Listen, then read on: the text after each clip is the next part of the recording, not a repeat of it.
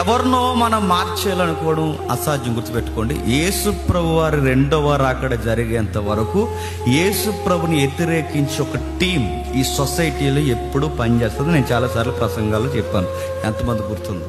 ఎప్పుడు వ్యతిరేకంగా పనిచేసే ఒక టీం ఈ సొసైటీలో ఉంటుందండి, యేసుక్రీస్తు వారికి వ్యతిరేకంగా మాట్లాడేది. మనం ఏమనుకుంటామంటే వాళ్ళని మార్చేస్తామంటే, ఏం మార్చేస్తావు? నీ తలకి నిన్ను మార్చేస్తారా? ఏం మార్చేస్తావు? కొన్ని మత భేదాలు ఉంటాయి, ఒకసారి చెప్పు, 2 సార్లు చెప్పు.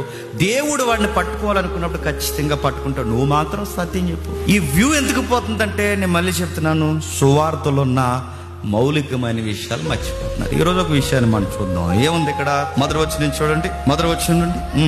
ఆదివారము తెల్లవారుచుండగా ఆ స్త్రీలు సిద్ధపరిచిన సుగంధ ద్రవ్యాలు తీసుకొని, బాగా వినండి, ఆదివారము తెల్లవారుచుండగా, రెజరెక్షన్ డే ఏ డే అండి? ఏ రోజు అండి?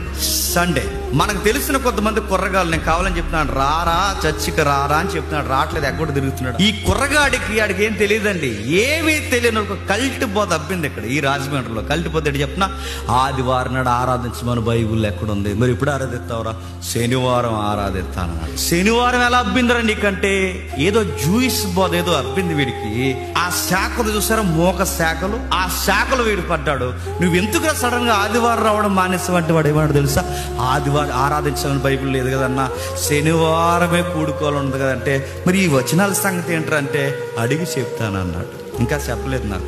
పోనీ వాళ్ళనైనా తీసుకురారా ఇక్కడికంటే వాళ్ళు రారంట. పోనీ కాన్ఫిడెన్స్ అయినా పెట్టరంటే వాళ్ళు వినరంట. నేను ఎందుకు ఈ విషయాలు నొప్పుతున్నా అంటే, కొన్ని విషయాలు ప్రతీది వివరించాలంటే ప్రతీది వివరించాలి. ఎందుకంటే ప్రతీది వివరించకపోతే అవి ఏదో బయట నుంచి కొత్తగా కొన్ని విషయాలు వినబడితే అవి రైట్ అనుకుంటున్నారు. శనివారం ఆరాధించే ఆరాధకులు ఎవరంటే, కొన్ని బోధలు ఉన్నాయి, అది జూయిష్ నుంచి వచ్చింది.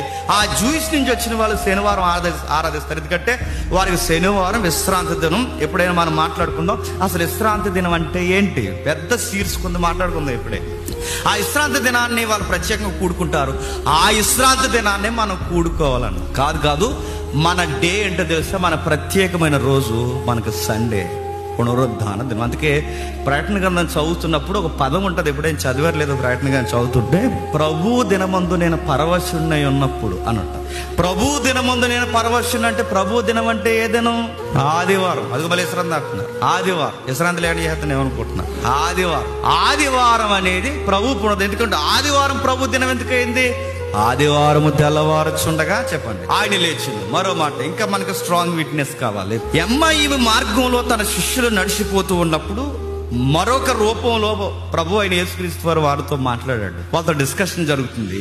ఆయనే ఈయనని శిష్యులకు తెలియక వాళ్ళు మాట్లాడుతుండగా ప్రభు ఒక మాట అన్నాడు, ఇవి ఎప్పుడు జరిగినాయి అన్నప్పుడు వాళ్ళు అంటారు, ఇవి జరిగి నేటికి 3 దినాలైంది. నేటికి అనగానే వాళ్ళ డిస్కషన్ ఎంఐ మార్గంలో ఏ రోజు జరుగుతుందంటే, వాళ్ళు ఏ రోజు మాట్లాడుకుంటున్నారు? ఆ మార్గంలో ఆదివారం మాట్లాడుకుంటున్నారు. అంటే శనివారం గడిచిపోయి ఆదివారం, అంటే ఇవి జరిగి నేటికి 3 దినములు అయ్యాయి. అంటే అప్పటికి ఆయన ఏమయ్యాడు చెప్పండి? పునరుద్ధానం చెందాడు. అంటే పునరుద్ధాన దినం అనేది ఎప్పుడు చెప్పండి? ఆదివారము. ఇది బండ గుర్తుపెట్టుకోండి. ఇశ్రాయేలులు యూదులైతే వాళ్ళకి శనివారం కనుక శనివారం కూడుకుంటారు. మనం ఎవరు? క్రైస్తవులం గనక మన నిరీక్షణ, మన ఆధారం ప్రభువును బట్టి ఉంది కనుక, ప్రభు ఆదివారం నాడు పునరుద్ధానం చెందాడు గనక మనం ఎప్పుడు కూడుకుంటామంటే ప్రభు దినం అంటే ఆదివారం నాడు మనం